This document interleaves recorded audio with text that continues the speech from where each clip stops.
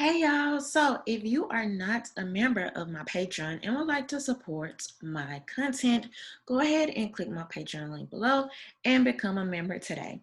All right, you guys, so let's go ahead and jump right into this story because I'm sure, as most of you have already heard, the NFL is reportedly going to have a performance of Lift Every Voice and Sing during a pregame ceremony for a week. Lift Every Voice and Sing has also been referred to as the National Black Anthem. Now, if you have ever been to a Black History program, if you have ever been to a Black church or celebration, chances are you are already familiar with, or at the very least have already heard this song.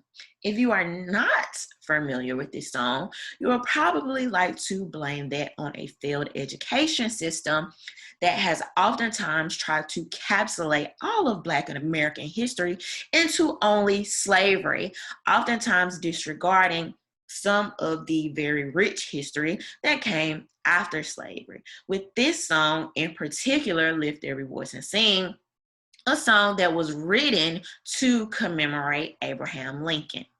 Now, however, with all of their rich history, what I'm not going to sit here and do is try to pretend that the NFL isn't completely pandering and virtue signaling with these empty gestures, okay? When I was growing up, I remember the song routinely being referred to as Lift Every Voice.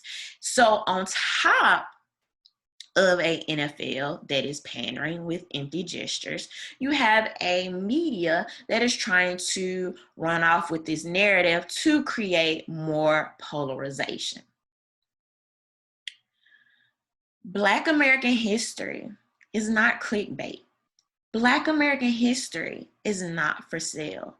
Stop commoditizing our culture. Stop bastardizing our tradition.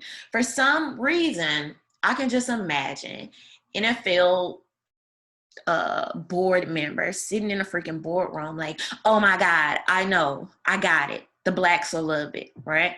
And I'm also not particularly looking forward to all of the think pieces 5 to 10 years from now that'll be complaining about not how only Lift Every Voice and Sing was whitewashed, but also Juneteenth. These are some of the same people that have had these discussions about how some of these same things have been done to hip hop. I don't know, just make it make sense. And then I think the even most very bothersome part about this is the fact that it is completely opportunistic. Okay, we know that the NFL has had their own issues, particularly with the Colin Kaepernick fiasco, right?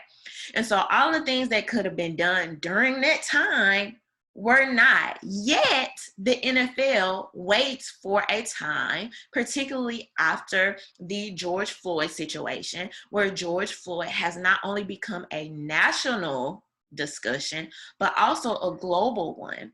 So the NFL proceeds to try to come up with ways to pander and virtue signal, okay? This particular song, Lift Every Voice and Sing, and not only that, but other things like I mentioned before, Juneteenth, had been sort of sacred hidden gems, right? I literally remember being in elementary school. I remember my elementary music school teacher teaching us this song. This was around the time that we were like playing those little like recordings and stuff like that. And I remember performing at a Black History program. I remember the bright lights and looking out to the audience and being able to see my family and friends and people from the community faces, right? So this song and some of these traditions that were very communal, and loving and sacred are now being used